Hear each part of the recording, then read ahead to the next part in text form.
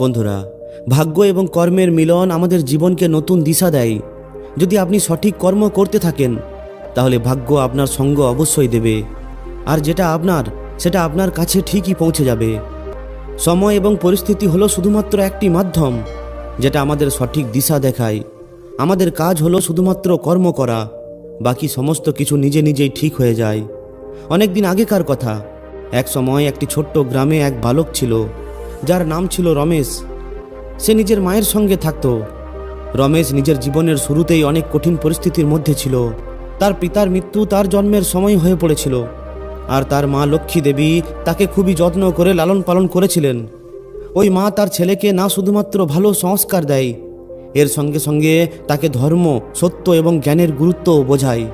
লক্ষ্মী দেবী প্রত্যেক দিন সকালে তুলসী তলায় জল দিতেন, নানান ধর্মগ্রন্থ পড়তেন, আর তার ছেলে রমেশকে শেখাতেন যে জীবনের সবথেকে বড় ধর্ম হলো অন্যের সেবা করা। রমেশের হৃদয় অত্যন্ত কোমল ছিল এবং সে খুবই বুদ্ধিমান ছিল। সে তার মাকে সম্মান করত আর তার সমস্ত কথাকে আত্মসাৎ করত। কিন্তু যখন রমেশ মাত্র 8 বছর বয়সের ছিল তখন তার মা খুবই অসুস্থ হয়ে পড়ে। সে তার মায়ের অনেক চিকিৎসা করায়, কিন্তু তার মায়ের অবস্থা দিন প্রতিদিন খারাপ হয়ে পড়ে। এরপর একদিন যখন সে শেষ নিঃশ্বাস নিতে চলেছিল তখন যমরাজ সেখানে উপস্থিত হন।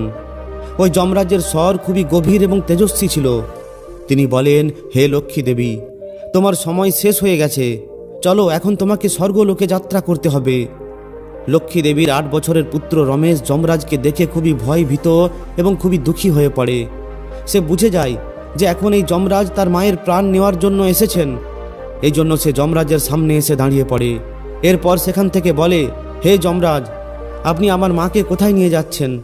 সে হলো আমার সম্পূর্ণ দুনিয়া, আমি তাকে ছাড়া থাকতে পারবো না, দয়া করে আপনি তাকে নিয়ে যাবেন না।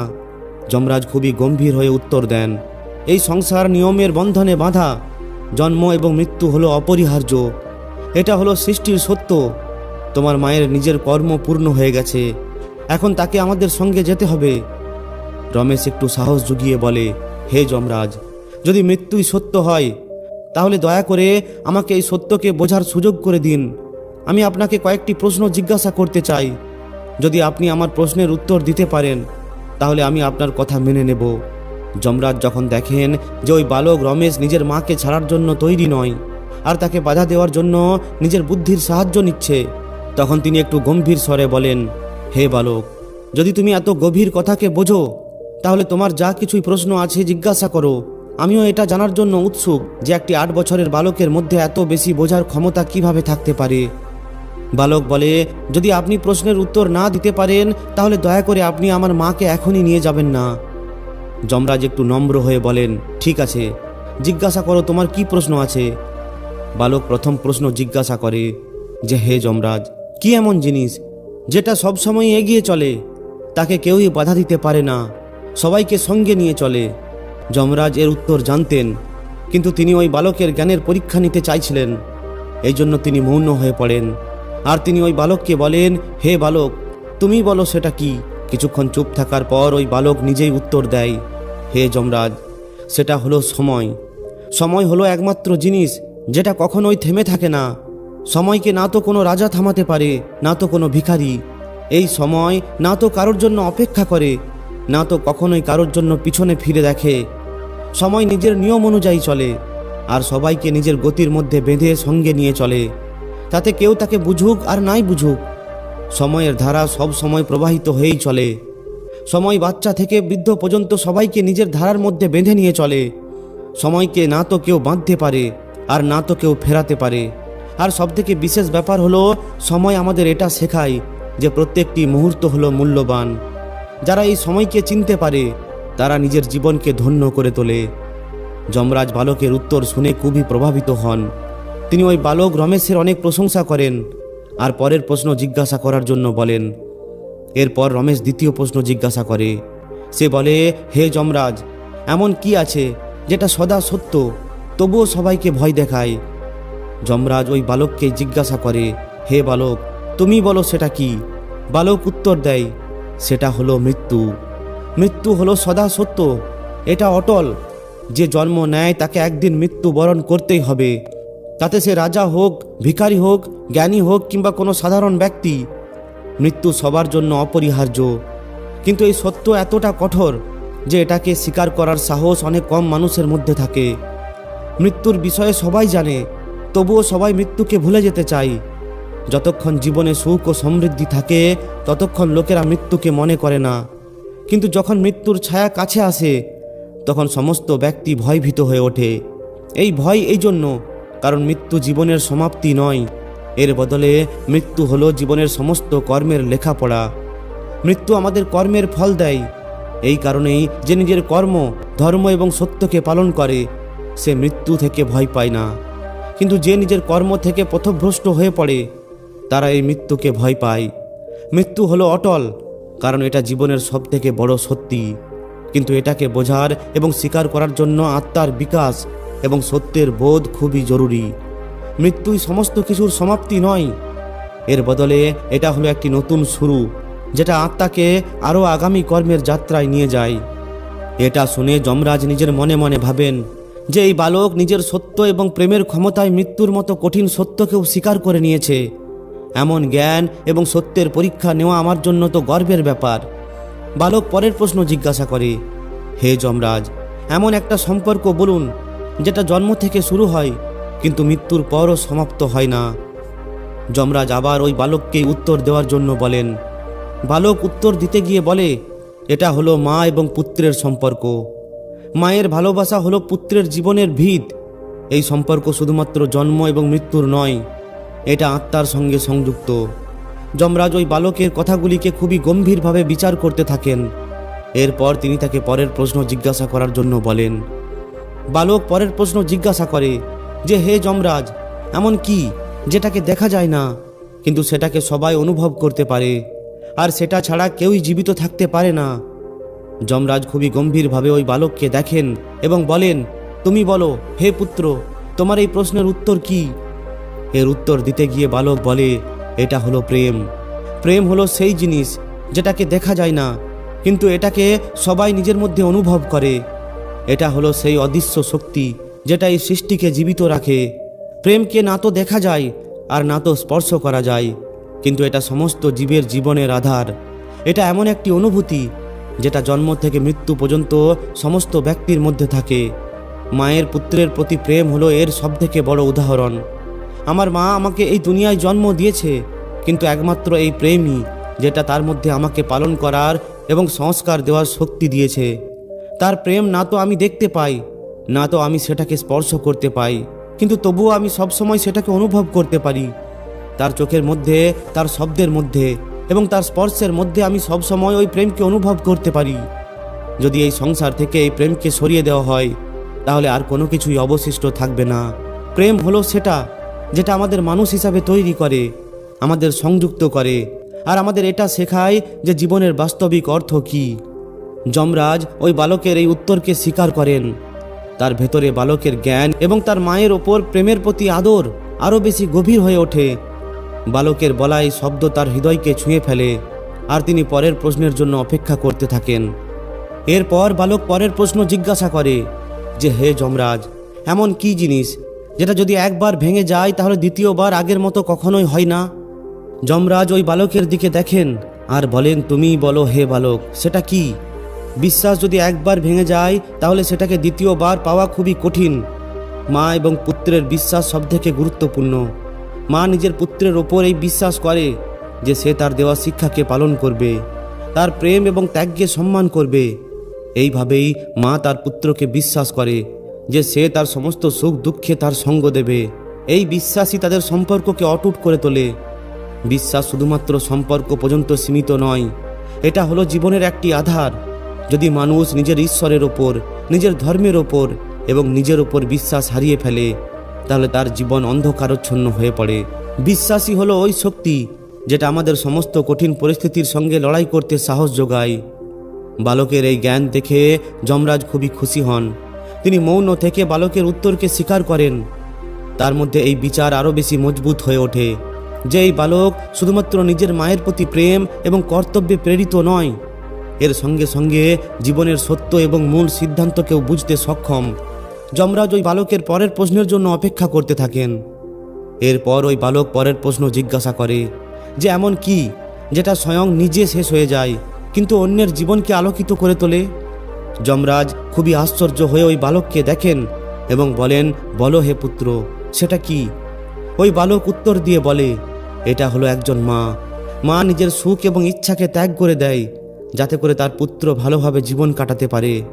এরপর ওই বালক পরের প্রশ্ন জিজ্ঞাসা করে যে এমন কোন জিনিস যেটা সবার কাছে আছে কিন্তু তবুও সবার আলাদা আলাদা হয়ে থাকে? এই প্রশ্নে যমরাজ একটু গম্ভীর হয়ে যান। তিনি একটি জিজ্ঞাসার দৃষ্টিতে ওই বালকের দিকে দেখেন আর তার থেকে এই প্রশ্নের উত্তর জানার জন্য উৎসুক হয়ে ওঠেন।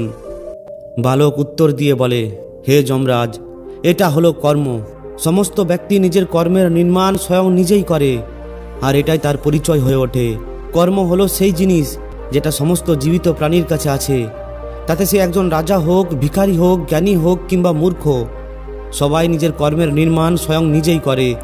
কিন্তু প্রত্যেকটি ব্যক্তির কর্ম আলাদা হয়ে থাকে, কারণ সবাই নিজের চিন্তাভাবনা, নিজের উদ্দেশ্য এবং নিজের পরিস্থিতি অনুযায়ী কর্ম করে।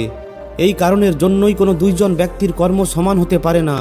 কর্মই হলো একমাত্র সেই জিনিস যেটা আমাদের পরিচয় গড়ে তোলে। মানুষকে তার কর্মের মাধ্যমেই মনে করা হয়। যদি তার কর্ম ভালো হয় তাহলে তাকে পূজনীয় বলে মানা হয়, আর যদি তার কর্ম খারাপ হয় তাহলে সে তিরস্কারের পাত্র হয়ে ওঠে। এই কারণের জন্যই কর্ম শুধুমাত্র আমাদের বর্তমানকে নয়, এর সঙ্গে সঙ্গে আমাদের ভবিষ্যৎকেও নির্মাণ করে। হে যমরাজ, এই সংসার শুধুমাত্র আমাদের কর্মের মাধ্যমে চলে। যে যেমন কর্ম করে ঠিক তেমনই ফল পায়। এটাই সৃষ্টির নিয়ম। এই কারণের জন্যই কর্ম সমস্ত মানুষের কাছে থাকার সত্ত্বেও সবার জন্য আলাদা আলাদা হয়ে থাকে। এটাই হলো আমাদের জীবনের সর্বোচ্চ। বালকের এই উত্তর শুনে যমরাজ খুবই খুশি হয়ে ওঠেন। এরপর বালক পরের প্রশ্ন জিজ্ঞাসা করে, হে যমরাজ, এমন কোন সম্পর্ক যেটা জন্মের সঙ্গে তৈরি হয় কিন্তু ওই সম্পর্ককে টিকিয়ে রাখার জন্য ধৈর্য এবং জ্ঞানের দরকার পড়ে? যমরাজ ওই বালকের মুখের দিকে তাকায় আর উত্তর শোনার জন্য উৎসুক হয়ে পড়ে। বালক উত্তর দিয়ে বলেন, হে যমরাজ, এটা হলো মা এবং পুত্রের সম্পর্ক। এই সম্পর্ক তো খুবই সাধারণ, কিন্তু এই সম্পর্ককে টিকিয়ে রাখার জন্য মায়ের ত্যাগ এবং পুত্রের সম্মান খুবই গুরুত্বপূর্ণ। এরপর ওই বালক আরও একটি প্রশ্ন জিজ্ঞাসা করে, এমন কোন জিনিস যেটা হারিয়ে গেলে কাঁদতে বাধ্য করে কিন্তু সেটা পাওয়ার পর আমরা সেটাকে কোনো গুরুত্ব দিই না? বালক উত্তর দিয়ে বলে, হে যমরাজ, এটা হলো সময় এবং মায়ের সঙ্গ। যখন আমাদের মা আমাদের সঙ্গে থাকে, আমাদের কাছে থাকে, তখন আমরা তার কদর করি না, কিন্তু সে যখন চলে যায় তখন আমরা তার গুরুত্ব বুঝতে পারি। এরপর ওই বালক আরও একটি প্রশ্ন জিজ্ঞাসা করে, এমন কোন সত্য আছে যেটাকে কেউই বদলাতে পারে না তবুও সবাই সেটাকে স্বীকার করতে চায় না? যমরাজ এই প্রশ্নের উত্তর জানতেন, কিন্তু তবুও তিনি খুবই কৌতূহলের দৃষ্টিতে ওই বালকের দিকে দেখে এর উত্তরের অপেক্ষা করছিলেন। উত্তর দিয়ে ওই বালক বলে, হে যমরাজ, এটা হলো জন্ম এবং মৃত্যুর চক্র। সবাই জানে যে যে জন্মগ্রহণ করেছে তাকে একদিন না একদিন মৃত্যুবরণ করতেই হবে, কিন্তু এটা স্বীকার করতে সবাই অস্বীকার করে। যমরাজ ওই বালকের বুদ্ধি এবং তার মায়ের প্রতি অটুট প্রেম ভালোবাসা দেখে স্তব্ধ হয়ে পড়েছিলেন। তিনি বলেন, হে বালক, তুমি জীবনের এমন সমস্ত গুণ রহস্যকে বুঝে নিয়েছো যেগুলোকে বুঝতে বড় বড় ঋষি মুনিরাও অনেক সময় লাগিয়ে দেয়। হে বালক, তুমি খুবই জ্ঞানী। এত ছোট বয়সে এত কিছু শিখে নেওয়া কোনো কম ব্যাপার নয়। বলো, এই জ্ঞান তুমি কোথা থেকে পেয়েছো? ওই বালক রমেশ উত্তর দেয় যে এটা হলো আমার মায়ের শিক্ষার পরিণাম। তিনি আমাকে সত্য এবং ধর্মের রাস্তা দেখিয়েছেন। দয়া করে আপনি তাকে আমার কাছেই ছেড়ে দিন। মা ছাড়া আমার জীবন অন্ধকার হয়ে যাবে। যমরাজ একটু শান্ত হয়ে বলেন, হ্যাঁ বালক, আমি তোমার মায়ের প্রাণ তো ফিরিয়ে দিতে পারবো না, কিন্তু তোমার জ্ঞানের পরীক্ষা আমাকে প্রভাবিত করেছে। এই জন্য আমি তোমাকে একটি বরদান দিতে প্রস্তুত। কিন্তু মনে রাখবে, এই বরদান ধর্ম ও সত্যের রাস্তার বাইরে যেন না হয়। রমেশ একটু মাথা নত করে বলে, হে যমরাজ, আমি আপনার থেকে কোনো বরদান চাইব না। আমাকে শুধুমাত্র আপনি এই বরদান দিন যে যেন আমার জিজ্ঞাসা করার সর্বশেষ প্রশ্নটি সত্য হয়ে যায়। যমরাজ কিছুক্ষণ বিচার করেন। এরপর তার মনে হয় যে ওই বালককে দেওয়া এই বরদান কাউকে কোনো ক্ষতি করবে না। এরপর তিনি বলেন, তথাস্তু, আমি তোমাকে বরদান দিচ্ছি যে তোমার শেষ প্রশ্নটি সত্য হবে। এখন তুমি নিজের প্রশ্ন জিজ্ঞাসা করো। ওই বালক নিজের মায়ের দিকে দেখে। এরপর সে ওই যমরাজকে বলে, হে যমরাজ, আমার শেষ প্রশ্ন হলো, এমন কি কোনো শক্তি আছে যেটা মৃত্যুকেও হারাতে পারে? যমরাজ একটু গম্ভীর স্বরে বলেন যে এর উত্তর তুমিই দাও, এটা তোমারই প্রশ্ন। রমেশ একটু সাহস দেখিয়ে উত্তর দেয়, হ্যাঁ, এমন শক্তি আছে, আর ওই শক্তি হলো প্রেম। মায়ের পুত্রের প্রতি প্রেম, আর পুত্রের মায়ের প্রতি প্রেম এমন একটা অটুট বন্ধন যেটা মৃত্যুকেও পেছনে ফেলে দিতে পারে। যমরাজ এটা শুনে অবাক হয়ে যান। তিনি বালকের ওই শব্দের ওপর বিচার করেন আর বলেন, হে বালক, এর মাধ্যমে মৃত্যুর ওপর কিভাবে বিজয় প্রাপ্ত করা যায়? মৃত্যু তো সত্য, অটল। রমেশ নিজের কথা স্পষ্ট করে বলে, হে যমরাজ, প্রেম সত্যি এমন যেটা যে কোনো কিছুকে বদলে দিতে পারে। যদি প্রেম সত্য হয় তাহলে সেটা অসম্ভবকেও সম্ভব করে দেয়। আমার নিজের মায়ের প্রতি প্রেম এবং তার আমার প্রতি মমতা মৃত্যুর মতো সত্যকেও পিছনে ফেলে দিতে পারে। আপনি আমাকে বরদান দিয়েছেন যে আমার সর্বশেষ প্রশ্নটি সত্য হবে। এখন আমার এই প্রশ্নটিকে সত্য করে দিন। যমরাজ এটা শুনে খুবই চিন্তায় পড়ে যান। তিনি ভাবেন যে আমি বালককে বরদান দিয়ে দিয়েছি, আর এখন আমাকে তার উত্তর সত্যি করতেই হবে। যদি আমি তার মাকে ফিরিয়ে না দিই তাহলে এটা আমার দেওয়া কথার খেলাপ হবে। অবশেষে যমরাজ বলেন, হে বালক, তোমার প্রেম এবং তোমার বুদ্ধি আমাকে পরাস্ত করে দিয়েছে। আমি ধর্মকে পালন করি আর নিজের দেওয়া কথা কখনোই অমান্য করি না। তোমার মায়ের আত্মা আমি তোমাকে ফিরিয়ে দিচ্ছি। এটা হলো প্রেমের বিজয়। এরপর যমরাজ নিজের শক্তিশালী ত্রিশূল দিয়ে একটি জ্যোতি উৎপন্ন করেন আর ওই বালকের মায়ের আত্মাকে আবার তার শরীরে প্রবেশ করিয়ে দেন। এরপর তার মা ধীরে ধীরে চোখ খোলে এবং তার পুত্রকে দেখে। তার চোখ দিয়ে জল ঝরে পড়ে আর তাকে গলায় জড়িয়ে নেয়। যমরাজ বালককে বলে, হে বালক, তোমার প্রেম ভালোবাসা এটা প্রমাণ করলো যে সত্যিকারের প্রেম মৃত্যুর থেকে অনেক বড়। কিন্তু মনে রাখবে, এই প্রেম শুধুমাত্র তখনই প্রভাবী হয় যতক্ষণ সেটা নিঃস্বার্থ এবং পবিত্র থাকে। এখন আমি তোমাকে এবং তোমার মাকে আশীর্বাদ দিয়ে এখান থেকে ফিরে যাচ্ছি। তুমি সবসময় ধর্ম ও সত্যের রাস্তায় চলবে। তোমার জীবন অন্যের জন্য একটি প্রেরণা হয়ে উঠবে। তোমার ভক্তি এবং জ্ঞান এই সংসারকে আলোকিত করে তুলবে। এইভাবে মৃত্যুর মুখ থেকে রমেশ তার মাকে ফিরিয়ে আনে আর তার জীবন একটি প্রেরণা হয়ে ওঠে। তো বন্ধুরা, এই কাহিনীটি আমাদের শেখায় যে প্রেম, সত্য এবং ধর্ম সবসময় জয়ী হয়। জীবন ও মৃত্যু তো এই সৃষ্টির নিয়ম, কিন্তু সঠিক কর্ম ও জ্ঞানের মাধ্যমে আমরা নিজেদের জীবনকে অর্থপূর্ণ করে তুলতে পারি। ভাগ্যকে এবং কর্মকে দোষ দিতে থাকা লোকেরা জীবনের বাস্তবিক আনন্দ থেকে বঞ্চিত হয়ে থেকে যায়। যেটা তোমার ভাগ্যে লেখা আছে সেটা কেউ ছিনিয়ে নিতে পারবে না, কিন্তু সেটাকে সার্থক করা তোমার কর্মের উপর নির্ভর করছে। তো বন্ধুরা, যদি ভিডিওটি ভালো লাগে তাহলে অবশ্যই একটি লাইক ও শেয়ার করে দিন। তাহলে আমাদের এই চ্যানেলটিকে অবশ্যই সাবস্ক্রাইব করে নিন।